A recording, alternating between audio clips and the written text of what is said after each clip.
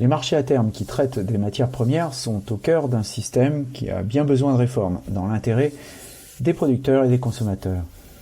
Cette année, nous avons vu les prix du blé s'envoler. Or, en raison de la structure actuelle des marchés de matières premières, ce sont les intermédiaires qui empochent les bénéfices. Pour mieux comprendre ces mécanismes et comment ils pourraient évoluer, j'ai interviewé Noah Healy, fondateur de Core Disc, qui a éclairé ma lanterne sur ce sujet. Ce billet a été rédigé par Mandy Phillips, étudiante américaine, dans le cadre de son stage chez Visionary Marketing durant l'été 2022.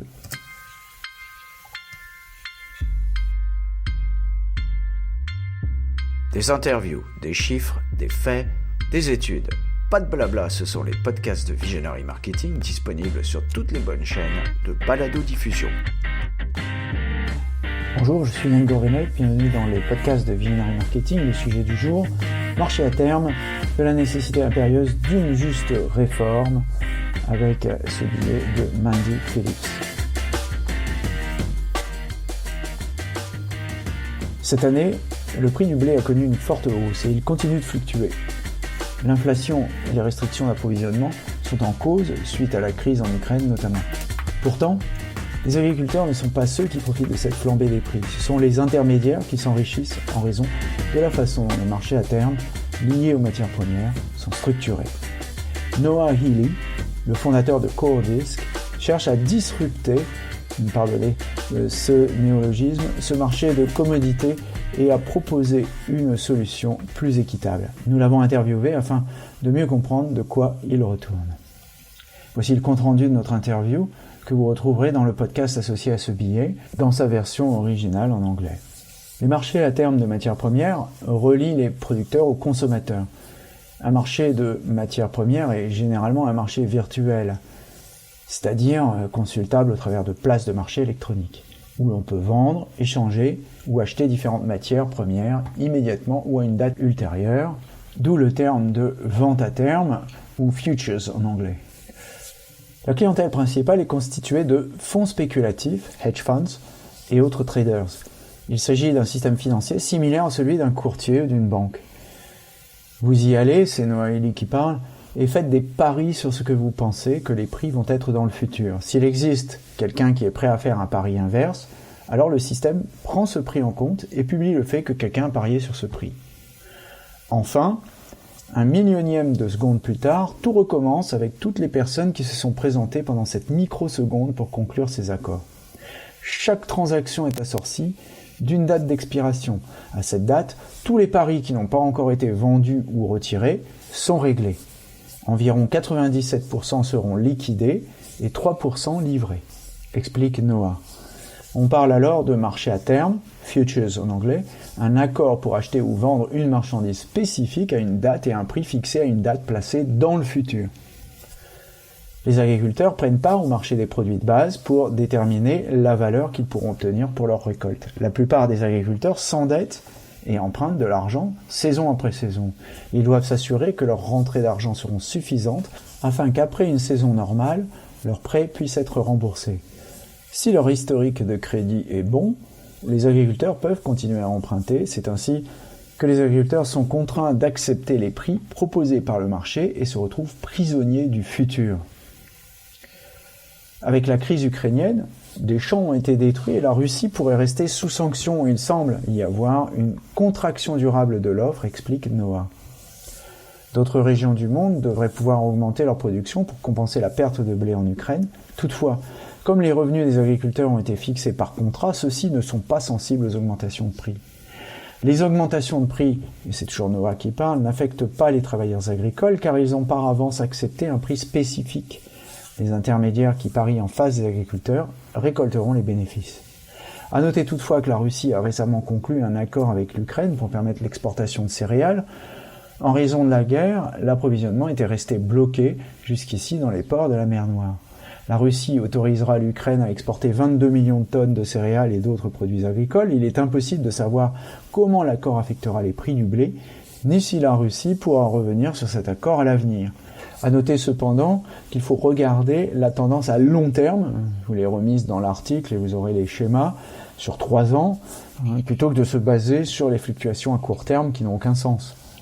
Ce sont les personnes qui parient contre vous qui en profitent le plus, explique Noah. Vous avez fait le pari de vendre à un prix donné dans le futur. Quelqu'un a la contrepartie de ce pari. Si le prix devait baisser entre maintenant et le futur, cette personne accuserait une perte, car ce prix est bloqué à votre avantage. Si le prix augmente entre aujourd'hui et le futur, elle réalise au contraire un gain, car c'est elle qui a le prix le plus favorable. C'est un peu comme un jeu d'argent et tout le monde ne peut pas toujours gagner. Ceux qui parient en face de vous sont suffisamment riches, nous dit Noah Illy, pour prendre ces risques. Certains paris sont payants, d'autres non. Dans l'ensemble, les paris seront très probablement payants. Ils n'encourent pas non plus autant de coûts que les agriculteurs, nous dit-il. Et enfin, ces personnes, ou sociétés, sont indispensables au fonctionnement de ce marché à terme. Ils sont donc juges et parties. La structure actuelle du marché disparaîtrait si un changement institutionnel ou systémique intervenait. S'ils commençaient à perdre de l'argent, l'intervention des États couvrirait leurs pertes et les maintiendrait à flot, nous dit Noah Illy, un peu comme les banques qui ont fait faillite en 2008 et qu'on est allé repêcher dans un certain nombre de pays, pas de partout, mais notamment en Grande-Bretagne par exemple. Noah Illy veut réinventer ce type de marché en permettant aux producteurs et aux consommateurs de négocier directement entre eux. Il s'appuiera ensuite sur la communication informatique pour créer une messagerie universelle et un traitement par lot. Cela passe par, je le cite, la création de grands groupes d'acheteurs et de vendeurs qui peuvent s'entendre sur un prix commun. Ce prix peut être plus bas que le prix commun qui émerge du modèle existant. Les intermédiaires ne voudront pas que le nouveau système les contourne. Quoi qu'il en soit, un changement doit être mis en place de manière volontariste, nous dit Noah. Noah compare métaphoriquement le marché à un gâteau. Chaque intermédiaire détient une part de ce gâteau. Ils ont tendance à prendre des portions plus grosses pour s'arroger collectivement une grande part du gâteau. Il n'y a pas véritablement de connivence entre ces intermédiaires qui ne forment pas un bloc homogène, nous dit-il. Ils sont au contraire en concurrence les uns avec les autres. Le mécanisme imaginé par Noah offre aux intermédiaires l'opportunité de sortir du jeu. Plus ils le font tôt, plus ils peuvent prendre une part significative. La taille de la part sera plus grande que ce qui aurait été possible avec le marché d'origine, mais la taille totale du nouveau marché sera aussi plus petite. La deuxième phase de son dispositif consiste à modifier le mécanisme de mesure et de récompense du marché. On peut créer un marché, nous dit Noah, où les rendements sont, mettons, 10 fois ce que les rendements attendus étaient auparavant, en rendant beaucoup moins onéreux l'investissement sur le marché. La première personne qui se détourne de l'ancien marché peut obtenir ainsi un revenu beaucoup plus élevé qu'auparavant. Ceux qui jouent le jeu peuvent participer et reproduire leur ancien revenu. Cependant, ils investissent moins ou reçoivent une plus petite part tout en obtenant un taux de rendement beaucoup plus élevé. Noah travaille à la mise en place de ce nouveau système, que ce soit aux États-Unis, en Afrique du Sud ou à Singapour. Il a de l'espoir pour l'avenir, mais il n'est pas encore capable de nous dire quand un changement significatif pourra être visible. Je vous laisse en compagnie de Noah Illy qui vous expliquera plus en détail son dispositif en anglais dans le podcast original que j'ai enregistré à distance pour donner de la matière à ce poste de Mandy Phillips. So I'm here with Noah Healy. Hi Noah, you are the founder of Core Disc and you're based in Charlottesville in Virginia, and we're going to talk about commodity markets, which is something that most people actually do not know about. And there's a very simple example that is here right before our eyes at the moment with the Ukrainian crisis, which is the price of wheat. So how are these commodity markets working? Who are the main players in there, and how is the whole thing or the whole system working? Okay. So commodity markets eventually seek to link producers to consumers. But at this point, their primary customer base are actually hedge funds and other internal traders. And so what happens is that there are these websites in which you can register. It's a financial system like a brokerage or a bank, and you go in and make bets on where you think prices are going to be in the future. Mm-hmm. And if somebody exists that's willing to take the other side of your wager, then the system writes that up, publishes the fact that somebody made this bet, and then a millionth of a second later, they do that all over again with all the people that showed up in sort of that microsecond to make those deals. Each one of those deals has an expiration date on it, and when the dates come due, all the bets that haven't been kind of sold off and liquidated by then finally settle, and some of them actually get delivered. So it's around 97 to 98% of them will settle out, and kind of 2 or 3% of them will deliver. Okay, so this is what they call futures in your language, isn't it? Something which is bought in the future at a set price. It's a sort of a bet on the price in the future. Correct. Yes, and it's nothing to do with.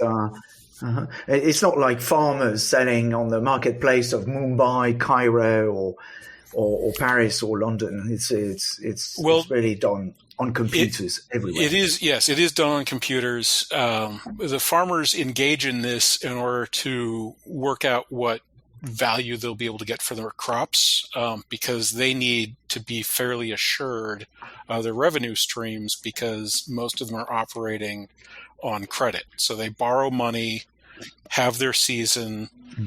If everything goes bluey, then they've also have disaster insurance, and the disaster insurance will sort of pay off the loan. If they have kind of a normal season, then they need to make enough money to pay the loan off so they can get the loan for next year and do it all over again. That means that they are more or less forced to take the prices that the market offers to them and lock themselves in to these future situations. And that gets us to sort of the first macro level problem we have with the Ukrainian situation. This sudden increase in the price of wheat due to supply restriction combined with inflation doesn't trickle through to the farmers because they've already got the price locked in. And so it's the people that offered them those hedges that actually get this windfall. And what makes that particularly bad is that it seems like we actually have a durable supply contraction as a result of the Ukrainian crisis. Those fields were destroyed. Russia may remain under sanction for some time. And so we would like to see other parts of the world increase production in order to offset that. But because the farmers' incomes have already been locked in, they have no sensitivity to these price increases and have, in fact, not increased production in the face of price increases because they have not yet seen those price increases. So I understand, because of the current situation, the prices are going up, but farmers are not getting the money. So who's pocketing the benefits here? Again, those hedge providing middlemen. You made a bet to sell at a particular price in the future. Somebody has the other side of that bet. If the price were to fall between now and the future, that person would take a loss because you'd have this locked-in good price. If the price goes up between now and the future, they make a gain because they've got this locked-in good price. And so with the price going up and large amounts of the produce locked in, the primary beneficiaries of that price increase are actually these sort of hedging middlemen, not the actual edge users. Okay, so what you're saying is essentially that these middlemen, they're not always making a profit. Sometimes they win and sometimes they lose. And in fact, the whole thing is a bit like a gamble, isn't it? It's much like a gamble, but also much like a gamble, they have deep enough pockets that they're less like the guy sitting next to you at the crap table and more like the house. they're making a lot of bets that, sure, some of them might not pay off, but on average, those bets will in fact pay off. And they have other ways to hedge their downside risks and so on, so that they're not absorbing as much of the costs as you might expect them to be, but having the upsides sort of exposed to themselves. We have not yet seen a global meltdown in commodities the way that we saw in the global financial crisis with the mortgage-backed securities, but the sorts of people that are engaging in this behavior have the same kind of position within the financial industry as those too big to fail institutions did. If a general conflagration were to occur that were to wipe out their incomes and start bankrupting them, they are necessary to the operation of the market. Like I said, 98 to 97% of the activity in the market is actually sort of them talking to each other. And so the marketplace as designed would stop existing if something institutional and systematic were to happen to them. And in consequence of that, if they were to en masse start losing money, governments would step in and cover their losses and keep them alive, because their argument would be the same argument that the large banks used in the mortgage-backed securities situation. Hey, sorry we screwed up. Sorry you guys don't have economies anymore, but there won't be marketplaces if we're not in business. So scrape together however much money we've lost plus our bonuses and give it to us free and clear, because you can't exist without marketplaces. So in essence, what you're saying is this is not a very good system and it's a bit skewed, but at the same time, we really need it. Yes, I would hasten to point out that the primary difficulties with the system are largely due to the abilities that modern technology has given us. We've had this system for centuries, and it's worked out mostly quite well. Obviously, with some chicanery and other things. But computers offer such a sea change that they've gone from being around 80 to 85% of the marketplace, which is where they were, say, in the 50s and 60s, to being 97 to 98% of the marketplace, which is where we are now. And so their position is much more costly and much more the moral hazard is much greater now as well. Okay, so we've got these algorithmic systems for stock trading on commodity markets, exactly where we have on the stock market, where we've had for years. And and this system, as you say, is not very fair. And what can we do to make it more fair to everyone? Well, my approach is redesign at the market design level to create a system that essentially allows the two sides, the producer and consumer side, to directly negotiate with one another, not on a individual by individual basis, but rather as a joint group basis, and then using the capacities of computer communication to create universal messaging and sort of batch processing to create large groups of buyers and sellers that can be matched off against each other at a common price.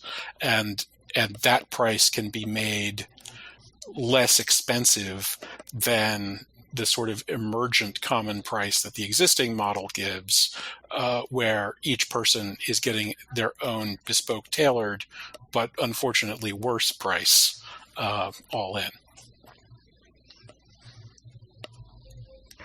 But certainly, if the price is lower than expected, then certain people are going to lose money in the process, aren't they? It would be those middlemen whose role in kind of stitching together those groups is being subsumed within the market design itself. So what we're taking is what is currently 98% of the marketplace and moving it down in importance and down in cost at the same time.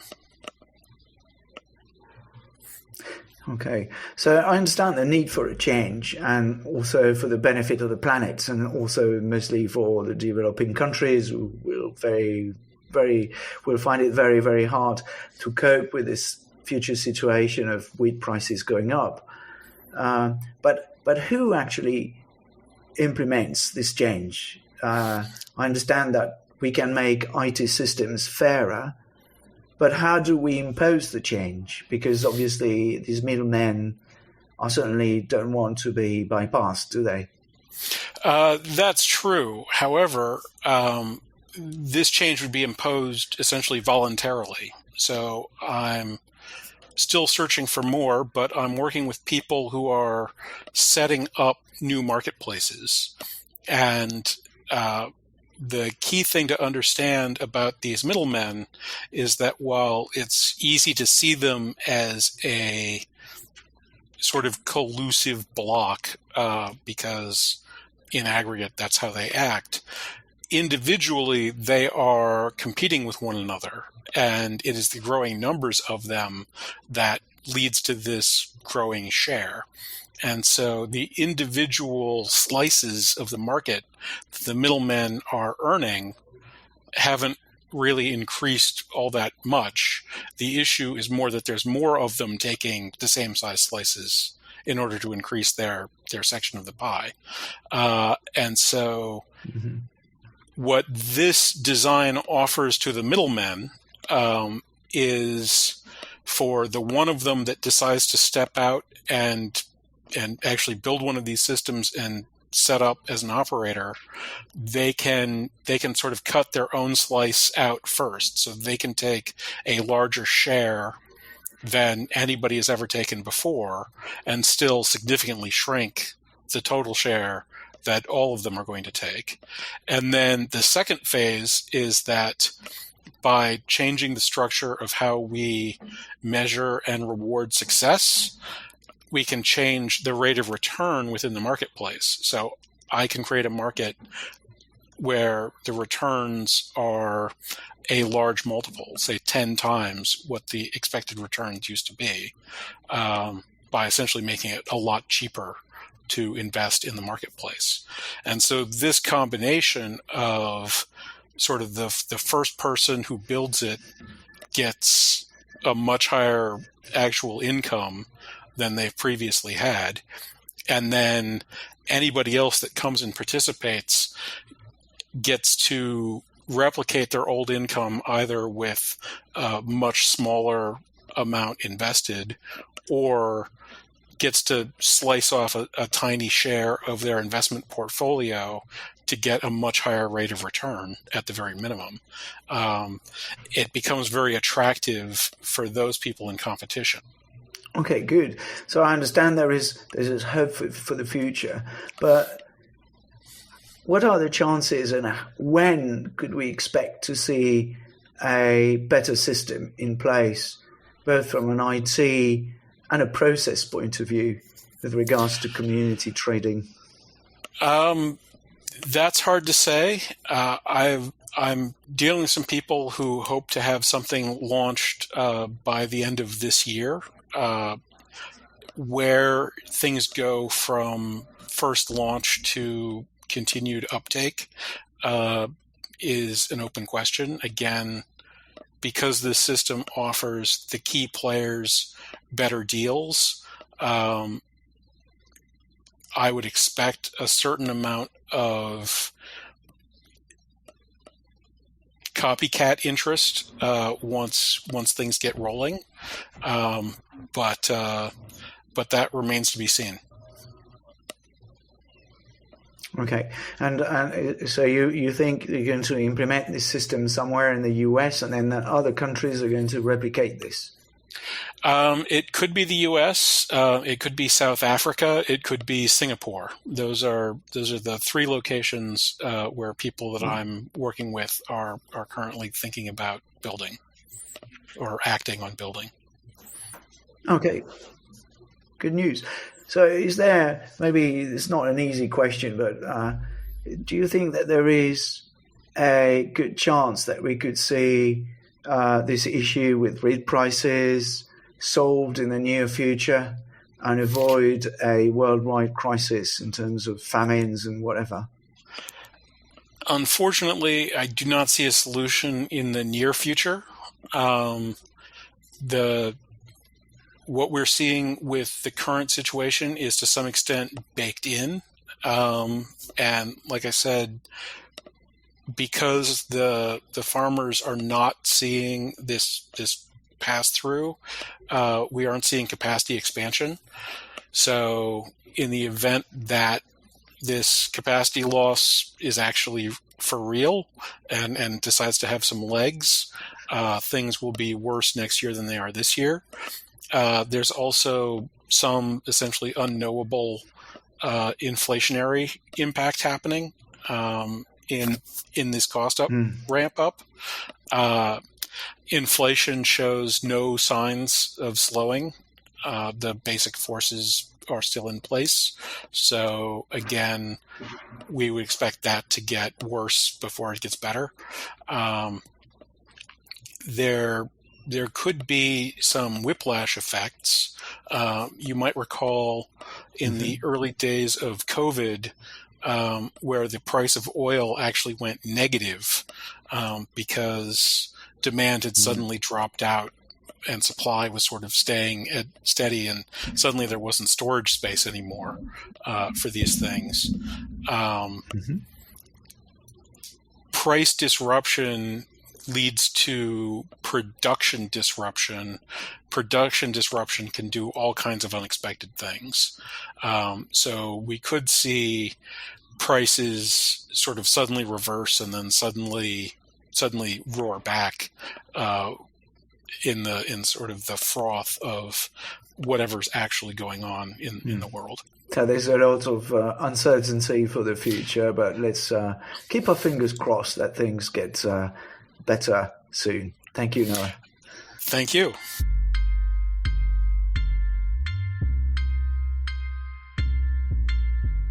Surtout, n'oubliez pas de mettre une bonne note à ce podcast si vous l'avez apprécié.